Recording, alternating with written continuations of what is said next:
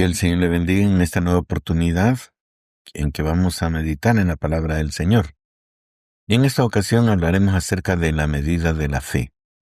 Para ello tomaremos el texto que está en el libro de Romanos, capítulo 12, versículo 6, que dice: De manera que, teniendo diferentes dones, según la gracia que nos es dada, si el de profecía, úsese conforme a la medida de la fe. Entonces el apóstol Pablo estaba poniendo una circunstancia que a todos nos debería llamar la atención, que la fe tiene medida. Y eso, para la vida del cristiano, es algo muy importante, porque necesitamos tener la medida suficiente de fe como para poder creer todo lo que Dios nos ha prometido, para que esas promesas nos den la fuerza para alcanzar la meta suprema en que Dios nos está esperando ahí en su gloria. Porque el problema es que ante toda medida de fe que nosotros tengamos, hay una fuerza contraria que está tratando de ahogar nuestra fe. Entonces, si las fuerzas del enemigo son mayores a la medida de la fe que nosotros tenemos, indudablemente ahogarán nuestra fe. Y por eso necesitamos estar continuamente haciendo crecer esa fe, de tal forma que, aunque el enemigo se pare delante de nosotros para cuestionar nuestra fe, nosotros tengamos los argumentos necesarios para poder vencerlo. Porque recuerde que el trabajo del enemigo es hacernos desmayar en la fe. Y si nosotros no tenemos fortaleza en nuestra fe, entonces nos vencerá fácilmente. Para ello necesitamos entender qué es la fe. Creo que usted, así como yo, no sabemos de memoria el texto de Hebreos 11:1 que dice: Es pues la fe, la certeza de lo que se espera, la convicción de lo que no se ve. Y explica en la versión Kadosh que es tener la certeza de lo que esperamos, esperanzados, convencidos acerca de las cosas que no vemos. Y eso es prácticamente el quehacer del cristiano. Tenemos que creer en las cosas que son espirituales, porque son las que realmente prevalecen y permanecen en el tiempo inalterables, porque las cosas del mundo, las terrenales, todas perecen, todas tienen un término. Aún el mundo que nosotros conocemos tiene un término, de acuerdo a lo que nos declara el libro de Apocalipsis, que cielo y tierra pasarán. Entonces, no deberíamos poner nuestra esperanza en las cosas del mundo, porque todas van a perecer, sino que deberíamos entonces poner nuestra esperanza en las cosas espirituales, en las que no se ven, porque éstas permanecerán por la eternidad. Y eso es lo que nosotros no logramos entender hoy en día como pueblo de Dios, porque todas sus promesas son espirituales. Y aquí quizás es necesario recalcar la diferencia entre las promesas que recibió el pueblo de Israel y las promesas que el Señor Jesucristo le ha dado a los que creen en Él. Porque para el pueblo de Israel, recuerde que la promesa del pacto era la tierra prometida. La tierra prometida está en este mundo. Entonces en ellos no les han ofrecido, o por lo menos en lo que se entiende, no se les ha ofrecido cosas espirituales, sino terrenales. Pero a la iglesia se le han ofrecido cosas espirituales, no terrenales. Y entonces la controversia surge porque el pueblo de Israel quiere las cosas espirituales porque quieren vida eterna. Eso es lo que le dice Cristo Jesús en el Evangelio según San Juan, capítulo 5, versículo 39, que le dice: a vosotros os parece que en ella tenéis vida eterna, hablando de las Escrituras. A ellos les parece, pero no es la promesa de Dios. La promesa de Dios sea la tierra prometida. Pero a nosotros, la iglesia de Cristo Jesús, se nos ofrece cosas espirituales, la Jerusalén celestial, el reino de los cielos, la vida eterna junto con Cristo Jesús. Pero nosotros queremos las cosas terrenales, porque queremos recibir aquí riqueza, comodidad, paz, alegría, gozo, y no nos preocupamos por las cosas espirituales, precisamente porque queremos la bendición aquí en la tierra. Entonces la contradicción es clara, y el mover, o sea, lo que nos motiva a nosotros, indudablemente es lo que determina prácticamente el esfuerzo que nosotros pongamos en nuestra vida cristiana. Si nos mueven las cosas terrenales, definitivamente nuestra fe tiene término. Porque si no recibimos, ya no creemos. Y ese es el problema de la iglesia. Porque queremos las cosas del mundo, pero las cosas del mundo no nos convienen. Nos convienen más las espirituales. Estar cerca de Dios, mantenernos en la presencia de Dios, recibir la unción del Todopoderoso, la obra del Espíritu Santo que nos está perfeccionando para hacernos más parecidos al carácter de Cristo Jesús.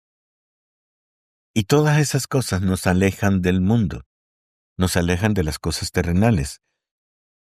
Y por esa razón muchos de los cristianos no avanzan, no crecen, porque sus ojos están puestos en las cosas materiales.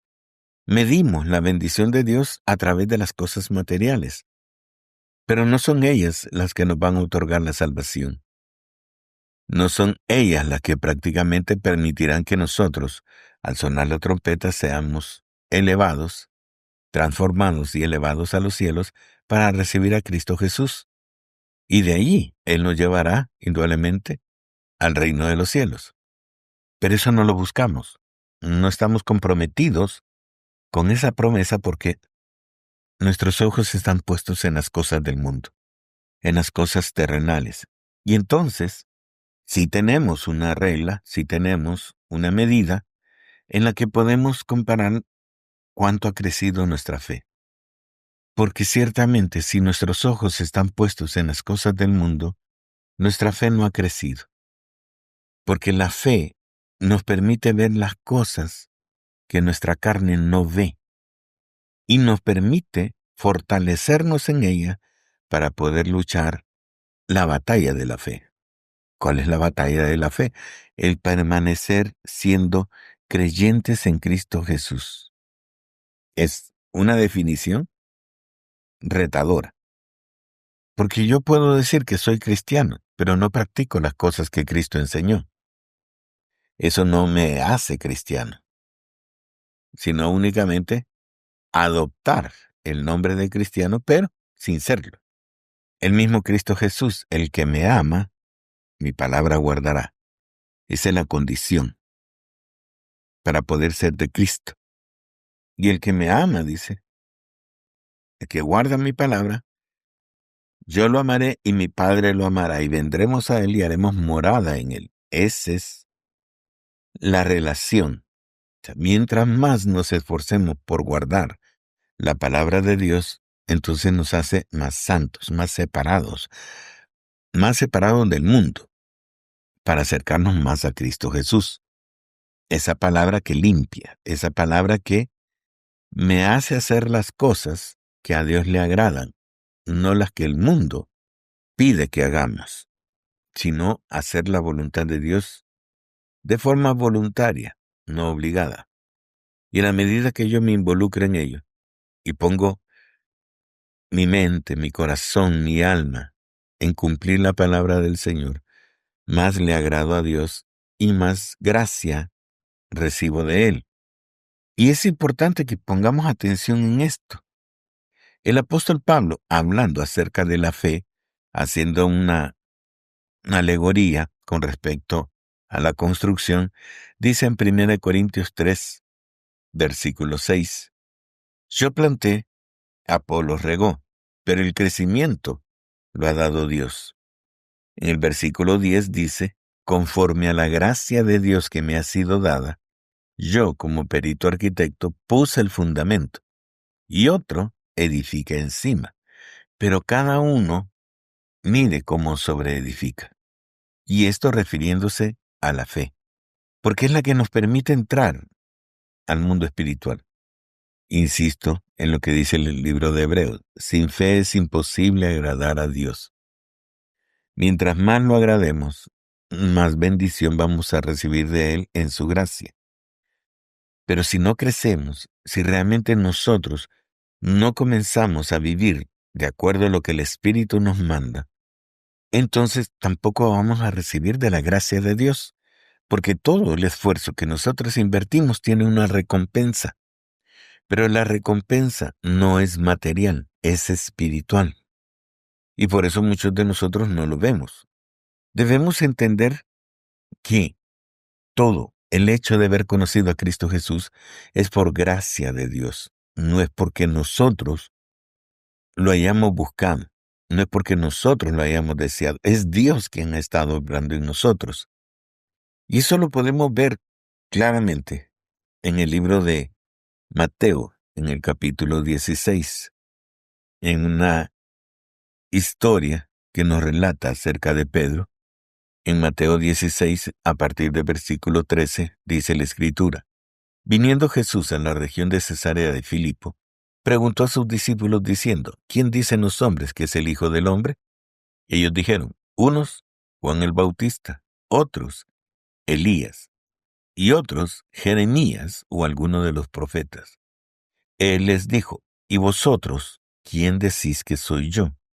Respondiendo Simón Pedro dijo: Tú eres el Cristo, el Hijo del Dios viviente. Entonces le respondió Jesús: Bienaventurado eres, Simón, hijo de Jonás, porque no te lo reveló carne ni sangre, sino mi Padre que está en los cielos. Entonces entendemos en esta porción que no es porque el hombre quiera conocer a Cristo Jesús como el Hijo de Dios. O sea, nosotros podemos creer en la persona de Cristo Jesús, pero el recibirlo como Hijo de Dios, como el ungido, como el enviado de Dios para dar salvación, únicamente viene por revelación del Padre. A quien el Padre lo quiere revelar es precisamente quien recibe la gracia, y por eso le dice que es bienaventurado, porque recibió la gracia de reconocer en Jesús al Mesías Salvador. Y es por esto que debemos entender, o sea, Dios nos ha dado una gran oportunidad de conocer a nuestro Salvador. Y es una oportunidad que no todos están recibiendo. Recuerde que la Escritura dice que muchos serán los llamados, pero pocos los escogidos. Y los escogidos son aquellos que realmente han tenido un encuentro personal con Cristo Jesús, el Hijo de Dios, el Hijo del Dios viviente, como Mesías, como el ungido, como el Cristo, el enviado, de parte de Dios indudablemente para dar salvación a todo aquel que en Él cree. Pero esa frase, todo aquel que en Él cree, no es que sale de nosotros, sino es por la gracia de Dios Padre que obra en nosotros para abrirnos los ojos y entonces reconocer a la persona de Cristo Jesús.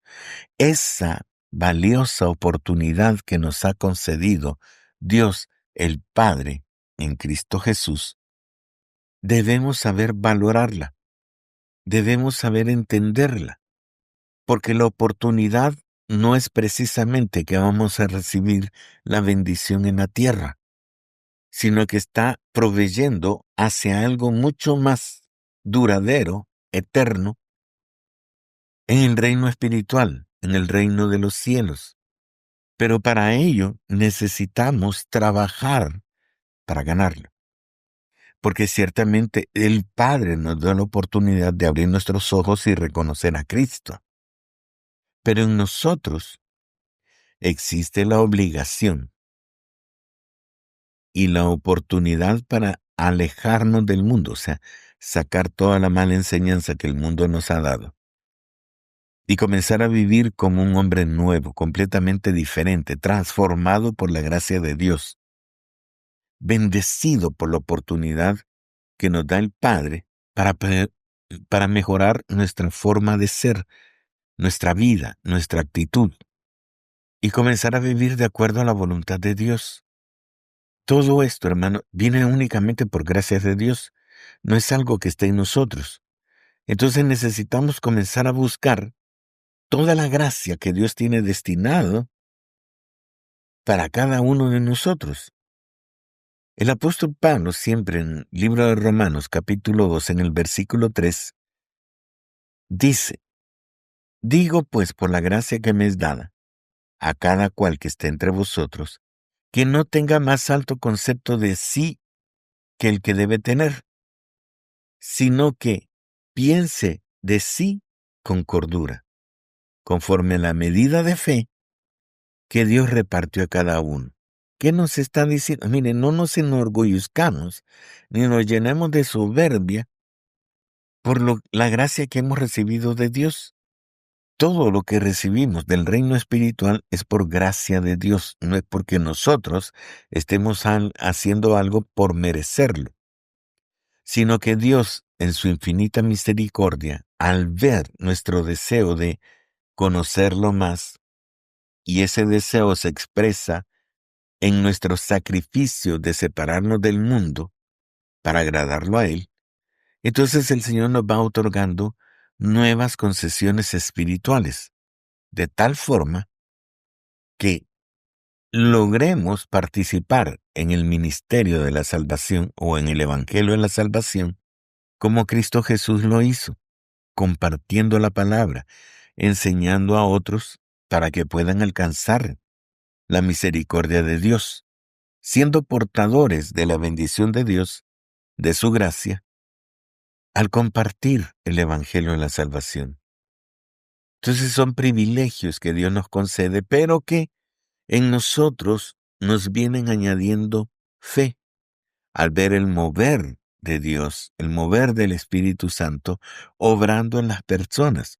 Eso nos fortalece en fe y entonces podemos esperar más cosas. En la medida que yo me doy para servir a Dios, Dios viene añadiendo de su gracia en mí para que pueda ver más cosas de su reino, de su presencia, de su poderío. Y entonces podemos ver milagros. Hermanos, es la fe la que mueve la mano de Dios.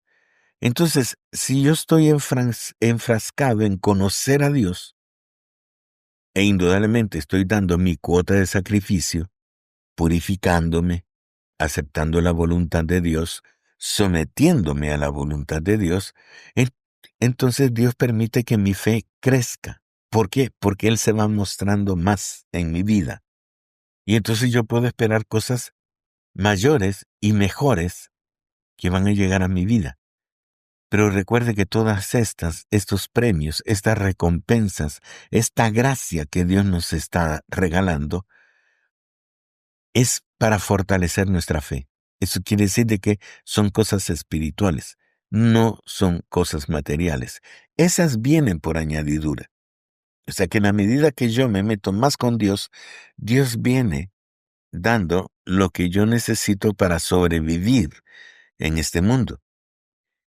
Pero Él, en su infinita sabiduría, sabe que si me da demasiadas cosas, entonces me voy a corromper, porque voy a poner mi mirada en las cosas materiales. Por eso no nos da mucho a los creyentes, no nos da la gran cantidad. Recuerde que la Biblia nos habla acerca de el joven rico, que todo lo estaba dando. Conocía la palabra, cumplía la palabra, y dice aún que Cristo Jesús lo amó por eso. Pero cuando le dijo, una cosa te falta, y le pidió que vendiera todo y se lo diera a los pobres, y entonces lo siguiera, el joven rico se fue triste de la presencia de Dios. Dios sabe que las riquezas nos atrapan. Dios sabe que las riquezas son un estorbo en nuestra vida espiritual. Y por eso no nos da la abundancia que nuestra carne desea. Nuestro espíritu desea las cosas espirituales, pero nuestra carne busca las cosas terrenales. Entonces nosotros tenemos que encontrar ese equilibrio, el equilibrio donde las cosas terrenales no nos estorben para alcanzar las cosas espirituales. Y mientras yo lleve ese equilibrio en mi carne, indudablemente, yo voy a poder alcanzar la meta. Yo siempre voy a tener, indudablemente, la motivación espiritual para buscar más de la bendición de Dios. Y las cosas materiales únicamente me van a soportar para poder seguir caminando en este mundo. Pero si le doy más importancia a las cosas materiales, éstas me van a atrapar. Y va a ser un lastre que no me va a permitir seguir buscando las cosas espirituales. La medida de la fe depende de qué tanto yo me meta con Dios y busque las cosas espirituales. Él me dará de su gracia, de su bendición, de su conocimiento, en la medida que yo me aleje del mundo. Porque ese sacrificio, cada uno de los que creemos en Cristo Jesús lo tenemos que hacer todos los días. Que el Señor le bendiga.